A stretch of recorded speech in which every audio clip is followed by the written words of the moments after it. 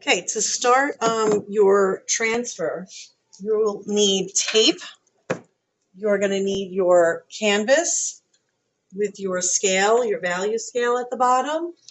You're going to need a printout of your photo with the steps broken down by value, and you'll need a pen. So, and your transfer paper. So, what I'm going to do is make like a little sandwich. I want to transfer these lines to this canvas. So I'm going to center this more or less with like a little border, a little frame around the edge. I'm going to take some tape and I'm going to tape it to this edge. Most of your pictures might be oriented vertically. For example, like this. Okay, mine happens to be landscape. So I'm going to take one piece of tape on the left and another small piece of tape on the right. I'm going to lift this up. It's not a gift, so I'm not wrapping it. And I'm going to lift this up. And you have transfer paper. The black side faces down toward the canvas.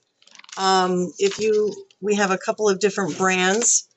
You might have red transfer paper. Those of you that are home might have gotten red transfer paper. You'll put the red side down and the pink side, sort of washed out side, will be up.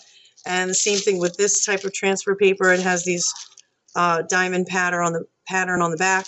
You'll put the black side facing the canvas, so this way it will actually transfer. And I'm going to sandwich this, make sure it lines up to the top. Put my picture down. Then I'm going to take a pen and let's transfer all of the shapes that were made by the computer program. And I'm going to press pretty firmly, and notice I'm smoothing out the edge. So some of you have really nice sharp shapes, and some of you have more like a ragged edge like this. You're going to smooth that out. You don't have to put every single little detail. You probably do want to be a little more careful around the facial features like the eyes, the mouth, the nose, but in an area like the forehead, you're going to make sure you can just smooth this out. And these are actually shapes. They do wrap around, and like, for example, like this line is continuing all the way down. Oh my goodness, it goes all the way around the nose and around his face, and continues down here. And it's actually going to wrap around all the way around his head if I follow this edge. So this value is going to end right where I started. Okay, so you want to, you could go probably faster around some of these bigger areas, but around the facial features, you want to make sure you slow down.